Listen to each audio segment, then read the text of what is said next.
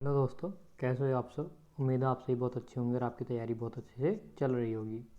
ये दोस्तों हमारा जीएस का प्रैक्टिस सेट है। इसमें हम 40 क्वेश्चन कवर करने वाले हैं और सारे के सारे आपके बहुत इंपॉर्टेंट क्वेश्चन होने वाले हैं, तो वीडियो को लास्ट तक देखना है।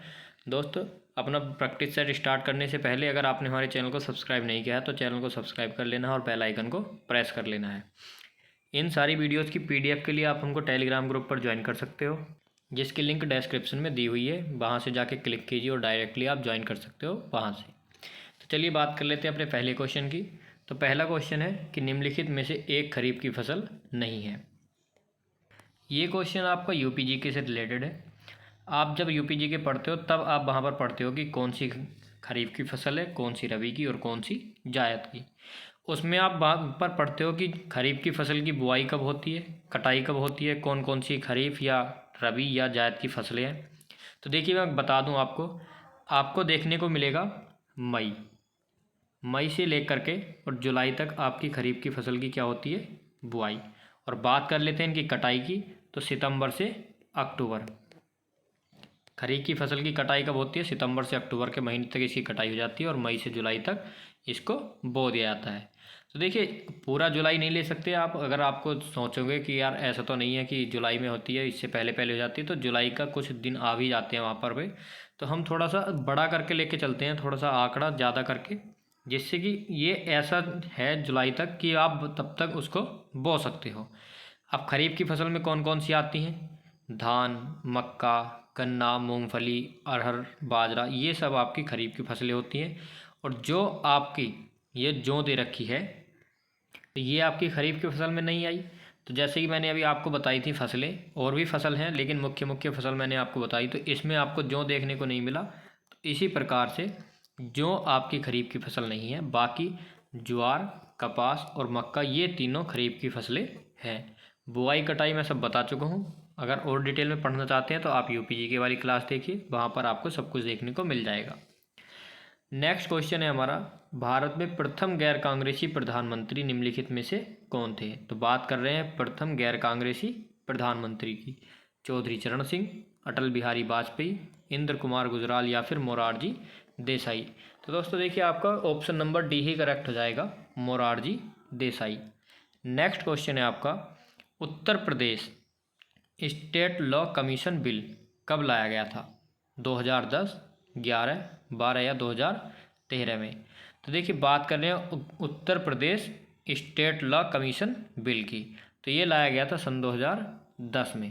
तो आपका option number A he correct हो जाएगा यहाँ पर। नेक्स्ट क्वेश्चन की बात कर लेते हैं। नेक्स्ट क्वेश्चन है आपका, मलेशिया की मुद्रा निम्नलिखित में से कौन सी है। तो देखिए देश और उनकी मुद्राएं और उनकी राजधानी आपको याद कर लेनी है। मलेशिया की मुद्रा बतानी है। तो इस तरह के क्वेश्चन आपसे एग्जाम में बहुत ज़्यादा पूछे जाते हैं। एक क्वेश्चन आपको प्रत्येक एग्जाम में देखने को मिल जाएगा। कोई कोई ऐसा एग्जाम होता है जिसमें या तो किसी देश की राजधानी या उससे मुद्रा ना पूछी जाए। तो यहाँ पर बतानी है आपको मलेशिया की मुद्रा, तुगरिक, रूफिया, रिंगरिट या फिर दीनार। देखिए 94 का जितने बच्चों ने भी ऑप्शन नंबर सी किया था सभी का करेक्ट होने वाला है। मलेशिया की मुद्रा होगी आपकी रिंगरिट। नेक्स्ट क्वेश्चन है आपका, विश्व हीमोफीलिया दिवस कब मनाया जाता है। तो देखिए मैंने आपसे बोला था कि आपको दिवस भी याद कर लेने हैं। दिवस आपके एग्जाम के पॉइंट ऑफ व्यू से बहुत ही ज़्यादा इंपॉर्टेंट है। जिस तरह से आपसे राजधानी मुद्राएं पूछ लेता है, उसी तरह से आपसे प्रत्येक एग्जाम में एक क्वेश्चन दिवस से देखने को मिलता है। PET में भी आया था और बाकी ये SSC वाले एग्जाम, कोई भी एग्जाम ले लो, सभी एग्जाम से दिवस से एक क्वेश्चन देखने को मिलता है। तो बताना है कि विश्व हीमोफीलिया दिवस कब मनाया जाता है, 16 अप्रैल, 17 अप्रैल, 10 या फिर 15 अप्रैल। देखिए आपका करेक्ट आंसर हो जाएगा 95 का ऑप्शन नंबर बी, 17 अप्रैल। नेक्स्ट क्वेश्चन है आपका, संविधान के अनुच्छेद 1 में भारत को क्या कहा गया है। तो देखिए मैंने आपको बताया था कि अनुच्छेद 1 से लेकर के 51 के क तक सारे के सारे याद कर लेने हैं। यानी कि याद तो आपको सारे के सारे आर्टिकल करने हैं, लेकिन सभी आर्टिकल हम याद नहीं करते, मुख्य मुख्य याद करते हैं। परंतु 1 से लेकर के 51 के क तक मैंने बताया था कोई भी आर्टिकल नहीं छोड़ना है आपको, सारे के सारे ही याद करने हैं यहाँ तक। इससे आगे का भी आपको बताया था कि संविधान को कैसे याद करना है, क्योंकि आप कंटिन्यूसली पढ़ते चले जाओगे तो उसमें बोर हो जाओगे और पिछला भूलते चले जाओगे।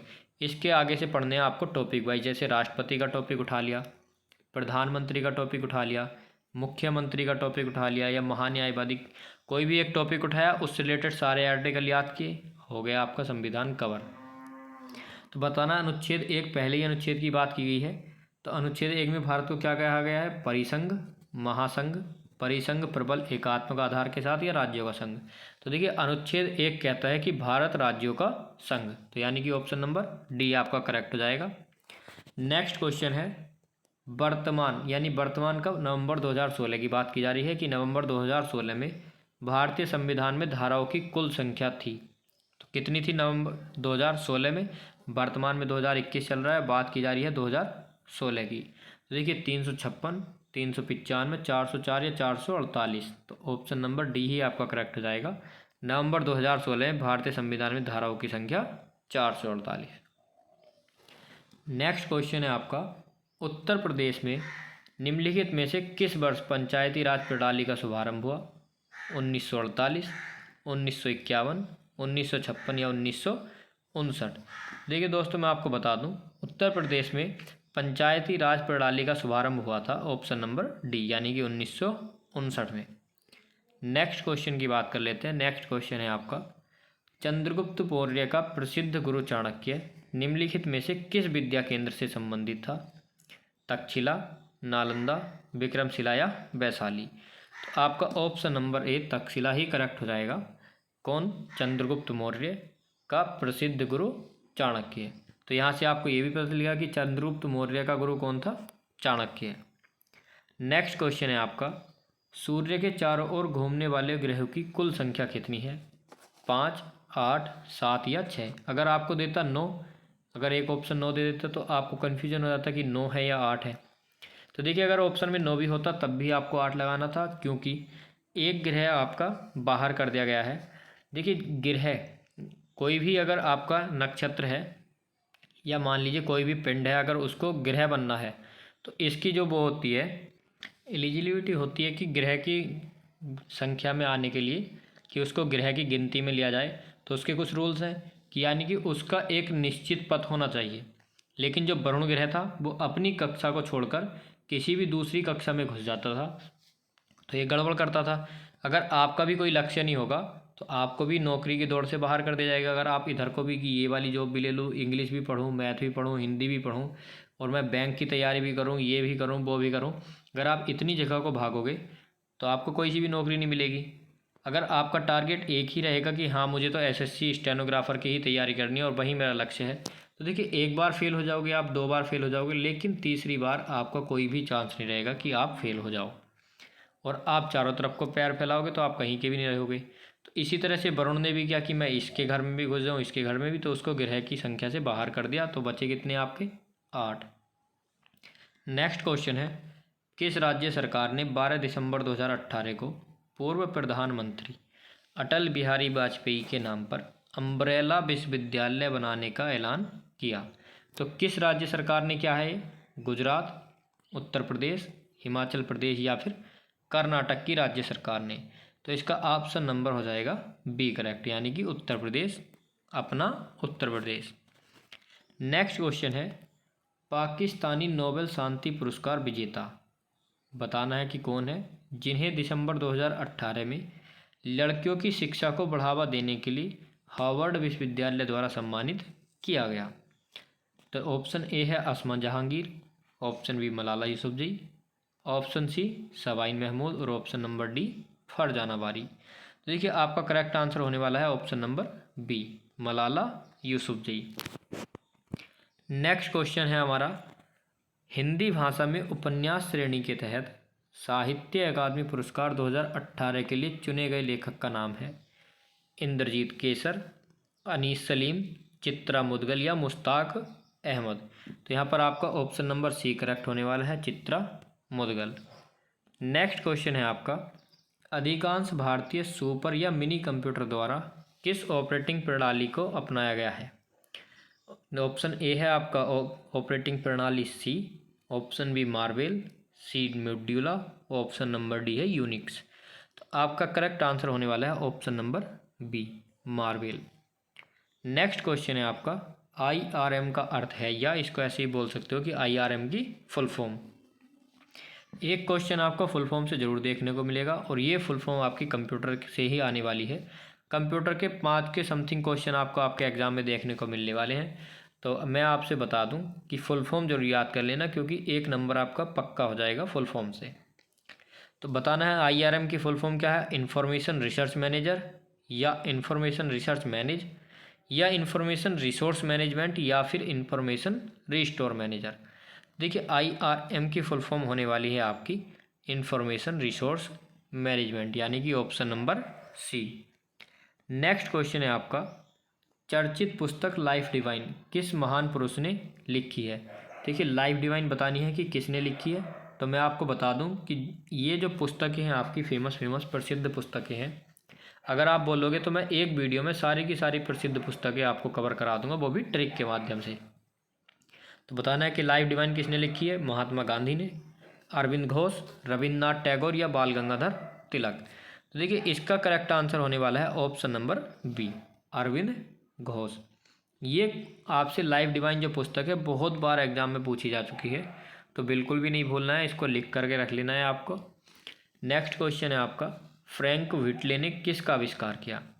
तो रडार, इथाइल पेट्रोल, सोनार या फिर जेट इंजन। देखिए आपका करेक्ट आंसर होने वाला है ऑप्शन नंबर सी, सोनार। सोनार का आविष्कार किसने किया, फ्रैंक व्हिटले ने। नेक्स्ट क्वेश्चन है आपका, ऋग्वेद में निम्नलिखित में से किस देवता की सर्वाधिक महत्ता का वर्णन है। तो ऋग्वेद आपने पढ़ा होगा, उसमें सबसे ज़्यादा किसकी बात की गई है, वरुण, इंद्र, अग्नि या शिव की। तो देखिए यहाँ पर इंद्र की सबसे ज़्यादा बात होती है और इसमें यह भी दिया गया है कि इंद्र का जो इंद्र शब्द है इसका प्रयोग कितनी बार हुआ, अग्नि का कितनी बार हुआ। तो वहीं से आपको पता चल जाएगा कि सर्वाधिक महत्ता किसकी है, इंद्र की। नेसेट संसद है। देखिए आपको मैंने कराया था प्रमुख देश, और प्रमुख देशों से रिलेटेड जो उनके सरकारी दस्तावेज होते हैं वो मैंने आपको ट्रिक के माध्यम से कराए थे। अगर आपने वो वीडियो नहीं देखी है तो जा करके देख लेनी है। इसी तरह से एक वीडियो में मैं संसद कवर करा दूंगा कि किस देश की संसद का क्या कहते हैं, ठीक है। तो बताना है कि नेसेट जो संसद है, नाम है नेसेट, संसद का नाम है, तो किस देश की संसद का नाम नेसेट है। जापान की संसद, इराक की संसद, इजराइल या फिर चीन की संसद। देखिए नेसेट है इजराइल की संसद, option number C. Next question है आपका, निम्नलिखित में से कौन सा कार्यक्रम ग्रामीण भारत में गरीबी दूर करने हेतु था। IRDP, ट्राइसम, NREP या ये सारे के सारे। देखिए करेक्ट आंसर ये ऑप्शन नंबर डी ही हो जाएगा आपका, ये सभी जो थे ग्रामीण भारत में गरीबी दूर करने के लिए थे। नेक्स्ट क्वेश्चन है, किसी व्यक्ति के वास्तविक जीवन स्तर का आकलन किया जा सकता है। सकल राष्ट्रीय आय द्वारा किया जा सकता है, निवल राष्ट्रीय आय द्वारा, प्रति व्यक्ति आय द्वारा या प्रयोज्य निजी आय द्वारा। तो आपका ऑप्शन नंबर सी ही करेक्ट हो जाएगा, प्रति व्यक्ति आय द्वारा। नेक्स्ट क्वेश्चन है आपका, देश की आर्थिक प्रगति का निर्धारण किसके आधार पर किया जाता है। तो देखिए देश की आर्थिक प्रगति का निर्धारण किस आधार पर किया जाएगा, देश की प्रति व्यक्ति आय में वृद्धि के आधार पर, वर्ष के दौरान उत्पादित पूंजीगत माल की कीमत में वृद्धि, ट्रेड यूनियनों की संख्या में वृद्धि, देश के सामान्य कीमत स्तर में गिरावट। तो ये 112 का आपका option number A he correct हो जाएगा, देश की प्रति व्यक्ति आय में वृद्धि। नेक्स्ट क्वेश्चन है आपका, हाल ही में किस समिति ने डिजिटल भुगतान पर अपनी रिपोर्ट भारतीय रिजर्व बैंक, जिसको क्या बोलते हैं RBI, को सौंपी। तो डिजिटल भुगतान पर अपनी रिपोर्ट RBI को किसने सौंपी, केलकर समिति, सुब्रमण्यम समिति, नंदन नीलेकणी या फिर दास समिति। तो 113 का करेक्ट आंसर हो जाएगा आपका ऑप्शन नंबर सी, नंदन नीलेकणी समिति। नेक्स्ट क्वेश्चन है आपका, भारत के किस राज्य में अनुसूचित जातियों की संख्या सर्वाधिक है। बिहार, तमिलनाडु, उत्तर प्रदेश या फिर पश्चिम बंगाल। तो आपका ऑप्शन नंबर सी ही करेक्ट हो जाएगा, उत्तर प्रदेश। भारत में अनुसूचित जातियों की सर्वाधिक जनसंख्या उत्तर प्रदेश में। नेक्स्ट क्वेश्चन है, 1908 के छोटा नागपुर कास्ट अधिनियम ने रोक लगाई वन उत्पादन के स्वतंत्र उपयोग पर, वनों को जलाने पर, बैठ बेगारों पर या खुटकट्टी भूमि व्यवस्था पर। तो किस पर रोक लगाई, बैठ बेगारों पर। नेक्स्ट क्वेश्चन है आपका, 2023 एशियाई कप फुटबॉल टूर्नामेंट का आयोजन किस देश में किया जाएगा? देखिए 2023 में किस देश में किया जाना है फुटबॉल टूर्नामेंट का आयोजन? ब्रिटेन, चीन, रूस या अपना भारत। देखिए ये होने वाला है आपका चाइना में, ऑप्शन नंबर बी। देखिए चीन से एक रिलेटेड मैंने आपको ट्रिक बताई थी कल, जो सरकारी दस्तावेज था, तो कौन सा सरकारी दस्तावेज है आपका चीन का? कमेंट बॉक्स में बताना है। अगर आपने वो वीडियो देखी है तो आपको फट से याद आ गया होगा ट्रिक से कि चीन, यानी हमारा चीन से रिलेट किया था हमने चीनी, और चीनी का कलर कैसा होता है? वाइट। तो चीन का सरकारी दस्तावेज वाइट, ये मैंने आपको बता ही दिया। आप कमेंट बॉक्स में आप क्या बताओगे? आपको बताना है कि ऑरेंज बुक जो दस्तावेज है वो किस देश का है। अब आपका क्वेश्चन ये है जो आपको कमेंट बॉक्स में बताना है। नेक्स्ट क्वेश्चन है आपका, भारत में 2 अग्रगण्य कोयला उत्पादक राज्य हैं। तो भारत में 2 अग्रगण्य कोयला उत्पादक राज्य झारखंड तथा उड़ीसा, झारखंड तथा छत्तीसगढ़, झारखंड और मध्य प्रदेश, या मध्य प्रदेश और आंध्र प्रदेश। तो देखिए ऑप्शन नंबर बी आपका करेक्ट हो जाएगा, झारखंड तथा छत्तीसगढ़। नेक्स्ट क्वेश्चन है आपका, हाल ही में आपदा जोखिम न्यूनीकरण के लिए किस भारतीय को संयुक्त राष्ट्र सासाकावा अवार्ड 2019 से सम्मानित किया गया? प्रमोद कुमार मिश्रा, प्रदीप कुमार झा, विनोद कुमार शर्मा या फिर रमेश कुमार बत्रा। देखिए ऑप्शन नंबर ए ही आपका करेक्ट हो जाएगा, प्रमोद कुमार मिश्रा। नेक्स्ट क्वेश्चन, निम्नलिखित में से किसे संसद को संबोधित करने का अधिकार प्राप्त है? भारत के महान्यायविद को, भारत के मुख्य चुनाव आयुक्त, भारत के मुख्य न्यायाधीश को, या राष्ट्रीय सुरक्षा सलाहकार को। तो देखिए न्याय से संबंधित कौन होता है जो आपको संसद को संबोधित करेगा? तो वो होता है आपका ऑप्शन नंबर ए, भारत के महान्यायविद, या जिसको महान्यायवादी भी बोलते हैं। नेक्स्ट क्वेश्चन है आपका, नवयुवकों द्वारा 18 वर्ष की आयु पर मताधिकार का पहली बार प्रयोग किया गया कब, किस वर्ष के आम चुनाव में किया गया था? देखिए आपसे पूछा गया है मताधिकार का पहली बार प्रयोग बताना है। कौन से आम चुनाव में हुआ था? 1987 के आम चुनाव में, 1988 के आम चुनाव में, 1989 या 1990। देखिए ये हो जाएगा आपका 1989, option number C. Next question, श्रम गहन उद्योग, जिसको इंग्लिश में बोलते हैं लेबर इंटेंसिव इंडस्ट्री, वह है जहाँ कहाँ कठिन मानव श्रम की आवश्यकता होती है, श्रमिकों को पर्याप्त मजदूरी दी जाती है, या अधिक श्रमिकों को रखा जाता है, या फिर श्रमिकों को सुविधाएं उपलब्ध होती हैं। तो श्रम उद्योग कौन सा है? श्रम गहन उद्योग। तो इसका करेक्ट आंसर हो जाएगा आपका ऑप्शन नंबर सी, अधिक श्रमिकों को रखा जाता है श्रम गहन उद्योग में। नेक्स्ट क्वेश्चन है, संविधान को 26 जनवरी के दिन लागू करने का निर्णय इसलिए किया गया क्योंकि, कि संविधान में 26 जनवरी को, जो 26 जनवरी होती है वो 26 जनवरी के दिन ही क्यों मनाई जाती है, किसी और तारीख को क्यों नहीं मनाई जाती? तो कांग्रेस ने इस तिथि को 1930 में स्वतंत्रता दिवस के रूप में मनाया था, इसलिए 26 जनवरी को सिलेक्ट किया गया। इस तिथि को 1942 में भारत छोड़ो आंदोलन प्रारंभ किया गया था। यह एक शुभ दिन था, या उपरोक्त में से कोई नहीं, यानी कोई सा ऑप्शन सही नहीं है। तो देखिए ये क्वेश्चन भी आपसे बहुत बार पूछा जा चुका है। तो 26 जनवरी को 26 जनवरी के दिन ही क्यों मनाया जाता है? क्योंकि कांग्रेस ने इस तिथि को 1930 में स्वतंत्रता दिवस के रूप में मनाया था, इसलिए स्वतंत्रता दिवस 26 जनवरी के दिन मनाया जाता है। नेक्स्ट क्वेश्चन है आपका, प्रांतीय सरकारों का गठन निम्नलिखित में से किस अधिनियम के तहत किया गया है? तो प्रांतीय सरकारों का गठन किस अधिनियम के तहत किया गया? 1935 का अधिनियम, 1932 का अधिनियम, 1936 का, या फिर 1947 का अधिनियम। देखिए आपका option number A he correct हो जाएगा, 1935 का अधिनियम। नेक्स्ट क्वेश्चन है आपका, यह कौन राष्ट्रवादी नेता था जो वर्ष 1925 में केंद्रीय विधानसभा का अध्यक्ष यानी कि स्पीकर चुना गया? तो 1925 में केंद्रीय विधानसभा का स्पीकर कौन था? मोतीलाल नेहरू, विट्ठल भाई पटेल, वल्लभ भाई पटेल, या CR दास। तो देखिए ऑप्शन नंबर बी आपका करेक्ट हो जाएगा, विट्ठल भाई पटेल। नेक्स्ट क्वेश्चन है आपका, सुभाष चंद्र बोस के त्यागपत्र देने के बाद किसे भारतीय राष्ट्रीय कांग्रेस का अध्यक्ष चुना गया?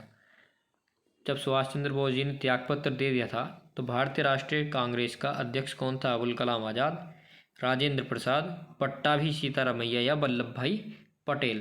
तो देखिए ऑप्शन नंबर बी आपका करेक्ट आंसर हो जाएगा, राजेंद्र प्रसाद। तो यानी सुभाष चंद्र बोस के बाद कौन था अध्यक्ष? राजेंद्र प्रसाद। नेक्स्ट क्वेश्चन है आपका, महात्मा गांधी द्वारा चलाया गया प्रथम जन आंदोलन कौन सा था?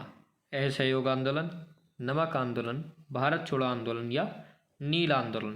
तो देखिए आपका 126 का correct answer option number A ही हो जाएगा, असहयोग आंदोलन। तो गांधी जी द्वारा चलाया गया प्रथम जन आंदोलन असहयोग आंदोलन। सर्वेंट्स ऑफ इंडिया सोसाइटी के संस्थापक बताने हैं आपको कि इसके संस्थापक कौन हैं।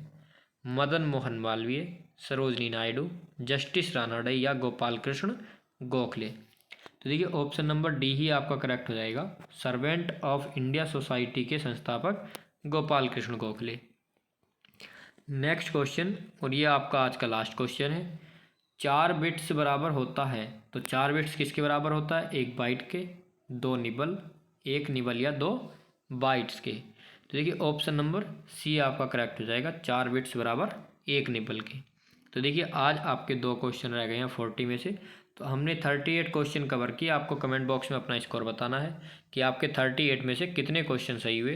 तो दोस्तों अगर वीडियो अच्छी लगी हो तो लाइक करना, दोस्तों के साथ शेयर करना, और अगर आपने हमारे चैनल को अभी तक सब्सक्राइब नहीं किया है तो चैनल को सब्सक्राइब कर लेना और बेल आइकन को प्रेस कर लेना है।